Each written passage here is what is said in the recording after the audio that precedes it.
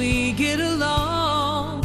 If I offer you my hand, would you refuse?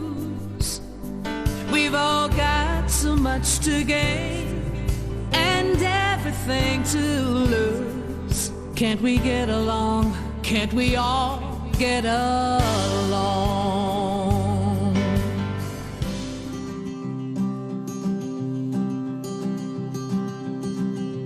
It's what we need. How can we really communicate and make change unless we can see each other clearly and accept each other? And that's what people are trying to do, but not violently, not with Molotov cocktails, not with bricks through windows and destroying stores and robbing. That's not the way to accomplish anything good. So anyway, the song is, I think, achieving a lot of its purpose. And of course, radio stations all over the country now are playing it, and TV hosts are using it. And I'm just grateful that Rodney King's words, which inspired my song, are now being heard and listened to.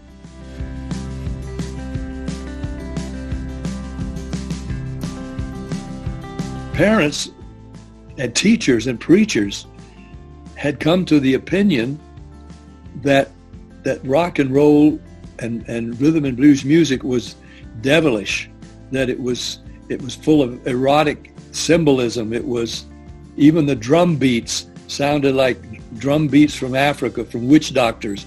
I mean, it was that crazy.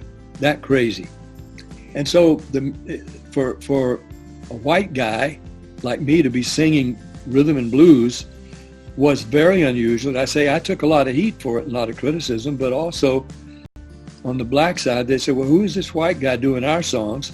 But but in some cases, even the radio DJs thought, because I did enough music well enough, that they thought I was black. I was on the R&B charts.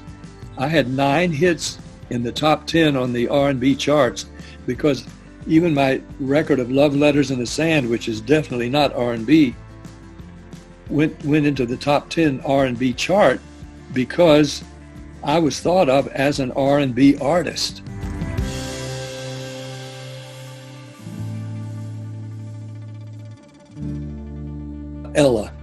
Ella became a neighbor of mine. She lived about 2 streets over, and for years I would jog past her house, and we knew each other, but she'd come out in her house dress to pick up the paper or the milk, and we'd wave at each other and sometimes say howdy, and I would keep jogging, because if you're jogging, you want to keep going.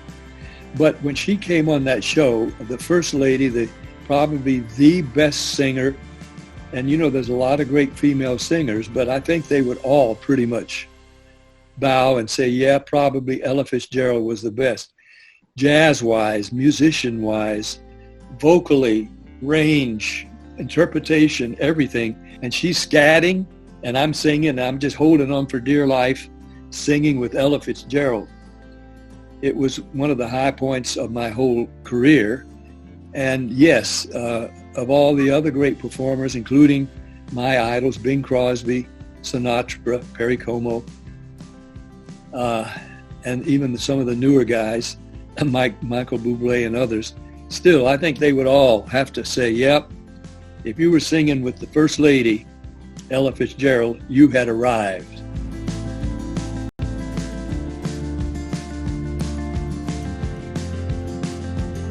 Toward the end of my 3rd season, the greatest performer in the world at that time, Harry Belafonte, called me and said to me on the phone, I like the way you treat your guests, was the way he put it. And he said, would you like me to come on and let's do some songs together? Well, I was ecstatic. And when I said, let me get right back to you, Mr. Belafonte.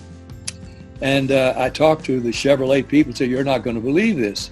And the ABC people, production people, Harry Belafonte wants to come on the show. And they looked at me with these stony looks. No, we can't do that. I said, what do you mean? Well, Chevrolet, they started telling me having trouble with their dealers in the South because of the number of black performers you're having on. So we have to thank him, but no thanks. And I said, you mean I've got to tell Harry Belafonte, no thanks? Yeah, sorry, but yeah. I said, look, guys, it says it's the Pat Boone Chevy Show.